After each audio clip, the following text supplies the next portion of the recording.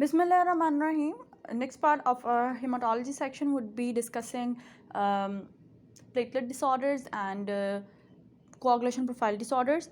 Multiple myeloma से start करते हैं. What is multiple myeloma? Multiple myeloma is one of the hematological, it belongs to the classification of hematological malignancies where there is malignant proliferation of the plasma cells. Normal plasma cells कहाँ से आते हैं? From the B cells that produce immunoglobulins containing heavy and light chains. तो जब बहुत ज़्यादा excessive production हो रही है, malignant proliferation हो रही है, तो it causes disease named multiple myeloma. ये क्या क्या करती है multiple myeloma? बोन मैरो में प्लाज्मा साइटोसिस आपको मिलेगा पक्का. फिर किडनी में जाके किडनी की जो है ऑब्वियसली ग्लोमेरुलर मेम्ब्रेन, वहाँ पे लाइट चेन्स हो जाने लग जाती हैं. Deposit Sorry, I have dyslexia. I don't know why I do this. Just thank you for bearing with me. Bence-Jones proteinuria is basically a condition in which light chain proteins, they get deposited on the glomerular membrane in the kidneys. So they even secrete light chains. There is proteinuria. Blood test would be abnormal. Anemia, normomicrocytic anemia, pancytopenia, raised ESR, hypercalcemia. Hypercalcemia क्यों? क्योंकि ये skeletal lytic lesions कराती है. तो skeletal lytic lesions कराएगी तो calcium नहीं ज़्यादा होना ही था. Renal impairment, paraproteinemia and immune paresis. Then blood में there is hyper viscosity and there is retinal bleeds, bruising, heart failure, cerebral ischemia. Panda eyes इसे कहते हैं. Why? Because amyloid gets deposited in the kidneys, it leads to nephrotic syndrome और carpal tunnel syndrome, bone pain और fracture. Why? Because there are lytic legends that are form. जैसे यहाँ पे eroding right superior pubic रमस acetabulum या lytic legends of skull. Renal failure due to paraprotein deposition, hypercalcemia, injection NSAIDs, amyloid, and spinal cord it gets compressed. Why? Again bone का hypercalcemia जो का जो cause है कि skeletal lytic lesions कराता है तो vertebral body को भी तो effect करेगा. bony collapse and extradural mass. What are the clinical features? ये हमने पढ़ लिए. It affects mostly 60 to 70 years of age. Male to female ratio इसमें males की ज़्यादा है. और how would you diagnose myeloma को? डायग्नोज करने के लिए आपको इन तीन में से दो तो पक्के पक्के क्राइटेरिया चाहिए. एक तो आपको स्केलेटल लिटिक लेजेंस चाहिए, दूसरा आपको यूरिनरी या सीरम में एम प्रोटीन की तादाद चाहिए, that is light chain protein. And increase malignant plasma cells in bone marrow. मतलब बोन मैरो बायोप्सी आपको करनी पड़ेगी to get a confirmation. Bone marrow aspiration करेंगे या ट्रिफिन बायोप्सी जिसे कहते हैं. फिर प्लाज्मा और यूरिनरी इलेक्ट्रोफोरेसिस करेंगे एंड स्केलेटल सर्वे करेंगे. And that would be required. X ray would be required to see if there are lytic legends or not. How would you manage such patient? अब hypercalcaemia बहुत ज़्यादा हुआ है, tumour है तो uric acid बहुत ज़्यादा हुआ होगा, तो एक एक को करके हम ठीक करते हैं. यूरिक एसिड बहुत ज़्यादा, गिव एलिप्रोनॉल. हाइपरकैल्सीमिया हुआ है तो फ्लूइड इनटेक को बढ़ाएं to treat the renal impairment and hypercalcaemia. Analgesia for the bone pain. Hypercalcaemia को की स्टेट को रोकने के लिए बिस्फॉस्फोनेट ताकि ऑस्टोक्लास्टिक एक्टिविटी रुके. एंड प्लाज्मा फेरेसिस में भी नेसेसरी अगर विस्कोसिटी कैमरा का एंगल पता नहीं कहाँ था. प्लाज्मा फेरेसिस में भी necessary hyper viscosity is present, that would be present in multiple myeloma. Chemotherapy के साथ ट्रीट कर सकते हैं, रेडियोथेरेपी के साथ ट्रीट कर सकते हैं, बट लॉन्ग टर्म जो है बिस्फॉस्फोनेट थेरेपी देनी है. That would reduce the bone pen and skeletal events. इसके इन्वेस्टिगेशन इंपॉर्टेंट थी इसलिए इन्वेस्टिगेशन की. अब आते हैं aplastic anaemia. It is a kind of very important क्योंकि इसका एसक्यूज आता है और आया भी हुआ है. एप्लास्टिक एनीमिया क्या है? Basically there is a failure, it's a disorder जिसमें तीनों के तीनों जो सेल लाइंस हैं that are produce from the bone marrow, red blood cell, WBC, platelets, there is a failure of all those 3 cell lines from the bone marrow. So there will be anaemia, there will be leukopenia, there will be thrombocytopenia. मतलब पूरी पैनसाइटोपेनिया हुई है. और ये नहीं कि कोई abnormality आई है बोन मैरो में, no, there is just absence of the precursor sales.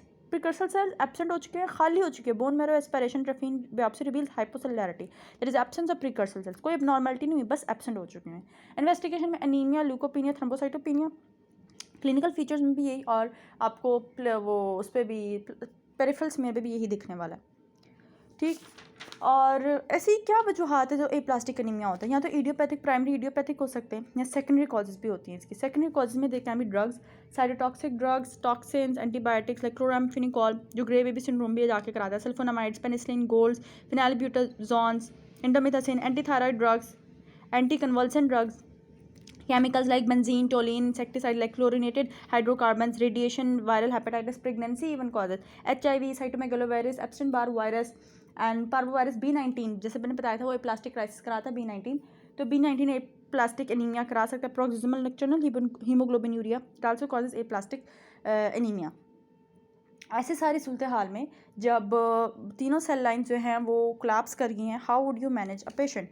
You would manage the patient symptomatically, anaemia है तो रेड ब्लड सेल्स ट्रांसफ्यूज़ करें, और ल्यूकोपीनिया है तो इन्फेक्शन हो रही हैं, इन्फेक्शन के ट्रीटमेंट के लिए एंटीबायोटिक्स दें, थ्रोम्बोसाइटोपिनिया है तो you can give platelet rich plasmas, और अल्टीमेटली इसका जो ट्रीटमेंट है ना वो हेमाटोपोइटिक स्टेम सेल ट्रांसप्लांटेशन से ही है। इसके अलावा आप इम्यूनोसप्रेसिव थेरेपीज लाइक साइक्लोस्पोरिन दे सकते हैं, एंटीथाइमोसाइट ग्लोबुलिन दे सकते हैं, प्रिडनिसोलोन दे सकते हैं, बट एंड पे क्या करना है आपने, वही करवाना है haematopoietic stem cell transplantation. Myeloproliferative neoplasm, there is essential thrombocythemia, and essential thrombocythemia is basically cancer of platelets where there is excess production of platelets। यहाँ पे म्यूटेशन किसकी होती है? JAK2 काइनेज की, ठीक, JAK काइनेज 2 की म्यूटेशन है। अब यही आ जाते हैं पॉलीसाइथीमिया रुब्रा वेरा। इसमें without any stress, without any hypoxaemic condition, body naturally over the age of 40 patient present करते हैं। नेचुरली पेशेंट जो होते हैं प्लियोथेरिक फेसेस है, थ्रोम्बोसिस हो रही होती है, देयर स्प्लीनोमेगेली, और बहुत ज़्यादा रेड होते हैं। और इनकी ख़ास बात ये भी होती है कि जहाँ जैसे लिखा हुआ है कि जो ही गर्म पानी में अगर नहाने जाते हैं तो उसके बाद दे स्टार्ट हैविंग इचिंग, और that is most likely in patients of polycythaemia rubra vera. Why? Because there is abnormal histamine release or prostaglandin production when a patient baths with warm water, patients of polycythemia rubra vera। यहाँ भी mutation किस चीज़ की है? JAK kinase 2 की है। It's a most specific type polycythaemia rubra vera में भी और एसेंशियल थ्रोम्बोसाइथीमिया में भी। JAK2 काइनेज टेस्ट करवा लें, you will get the answer कि क्या म्यूटेशन है तो क्या मसला है। ब्लीडिंग डिसऑर्डर्स में डिसऑर्डर्स ऑफ प्राइमरी हेमास्टेसिस इतनी इंपॉर्टेंट नहीं है। Just switch towards thrombocytopenia. Thrombocytopenia, idiopathic thrombocytopenia की तरफ हम जाते हैं। Patient would present, let's suppose जैसे एपिस्टेक्सिस के एपिसोड्स हैं, ब्लीडिंग फ्रॉम गम्स, मेनोरेजिया, और जैसे पर्पुरा हैं, पिटीशिया हैं, स्किन्स पे पड़ते रहते हैं, दे आर नॉट ब्लांचेबल।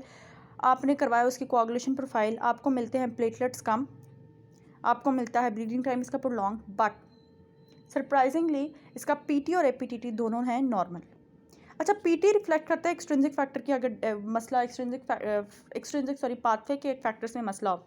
एक्सट्रिंसिक फैक्टर्स का पाथवे कौन सा है? 7, 10, इस तरह 7, बेसिकली 7। और एपीटीटी के कौन से हैं? एपीटीटी के 12, 11, 9, ये वाले सारे, 8, ये वाले। तो दोनों फैक्टर्स में मसला नहीं है, मतलब पाथवेज में मसला नहीं है। प्लेटलेट्स कम है, ब्लीडिंग टाइम प्रोलॉन्ग्ड है, एंड मेगाकैरियोसाइट्स वो नॉर्मल हैं या नॉर्मल से ज़्यादा हैं, because they have to produce the platelets. Investigation में यू विल फाइंड के प्लेटलेट काउंट्स लो है, 20 to 10⁻⁹। और आईटीपी, सारे जो ऑटो इम्यून डिसऑर्डर्स हैं बेसिकली इफेक्ट्स फीमेल, और इनका आंसर इंसीडियस होता है। ये तो मैं बताना भूल ही गई कि पैथोफिजियोलॉजी क्या है। Basically there are antibodies that are against the platelets, और वो प्लेटलेट्स को कर रही हैं बहुत ज़्यादा कंज्यूम, तो ऑटो एंटीबॉडीज मीडिएटेड ये है सारा scenario. Auto antibodies most often directed against the platelets. Platelet की मेम्ब्रेन की भी glycoprotein 2B3A which sensitise the platelet, और उसकी हो जाती है रेटिकुलर एंडोथेलियल सिस्टम के हाथों अंत।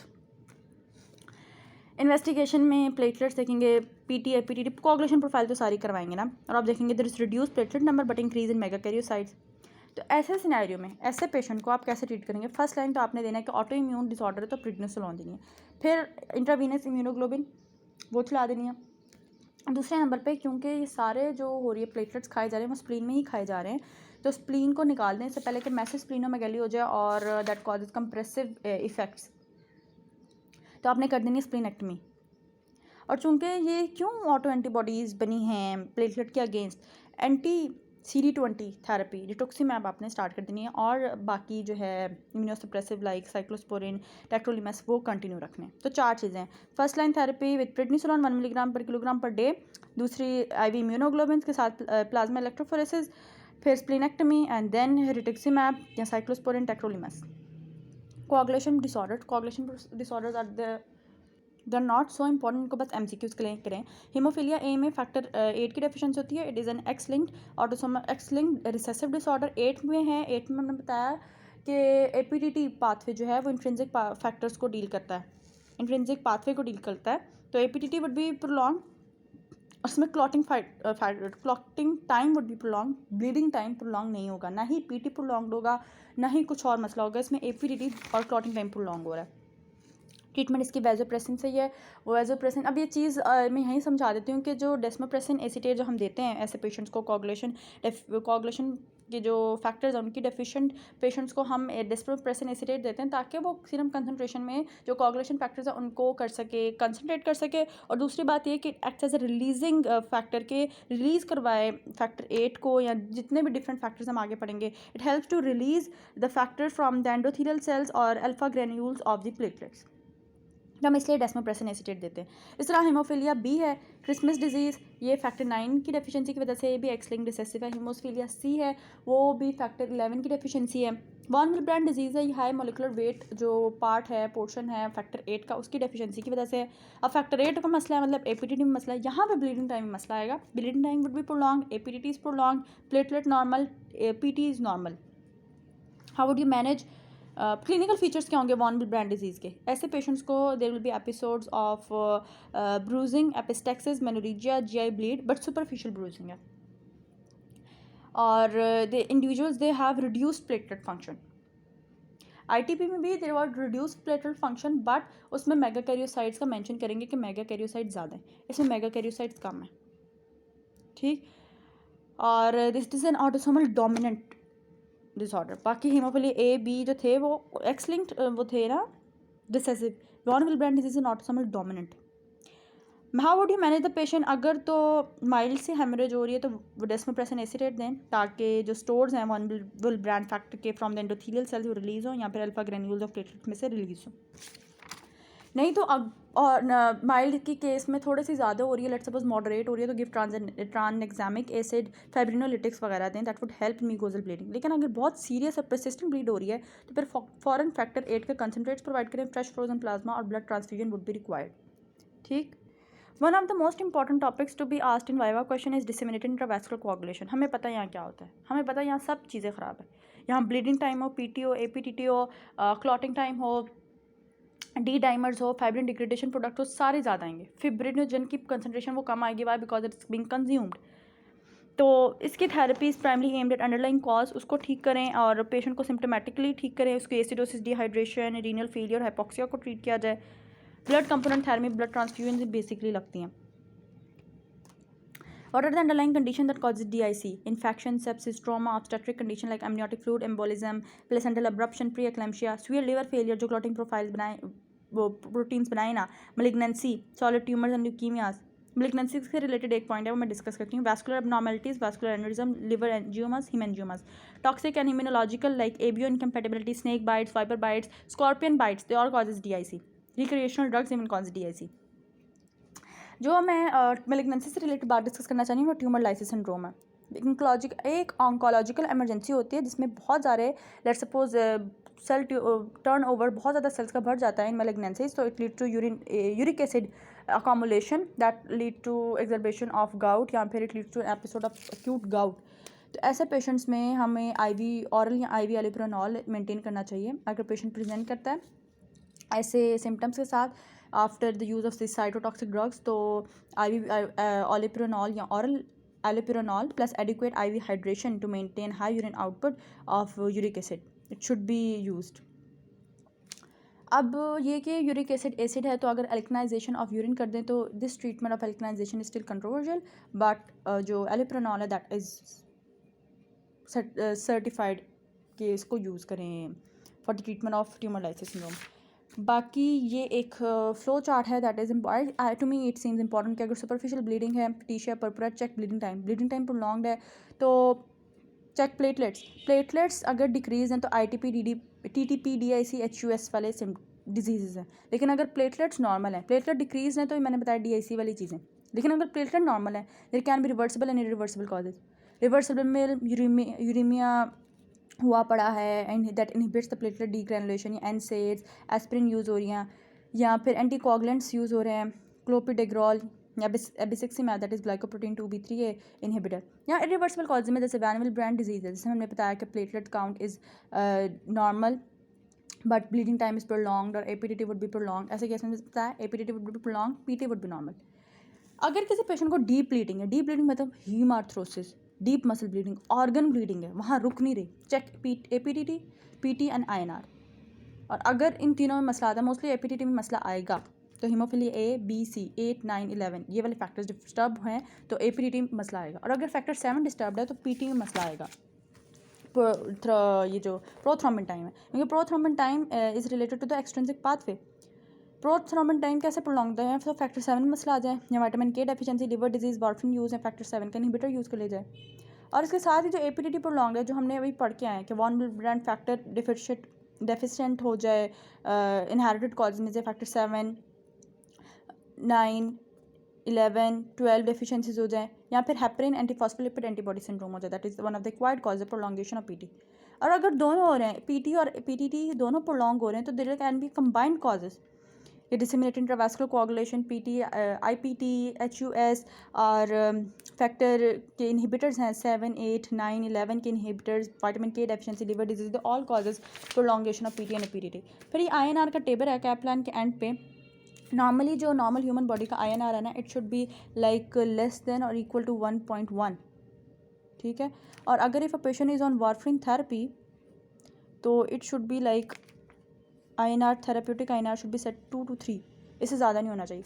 लेकिन अगर तो ज़्यादा हो रहा है, अगर तो कम है मतलब नॉर्मल रेंज में तो नॉर्मल है, लेकिन अगर ज़्यादा हो रहा है तो it could be life threatening, और ऐसे पेशेंट पे फिर सर्जरी नहीं परफॉर्म की जा सकती।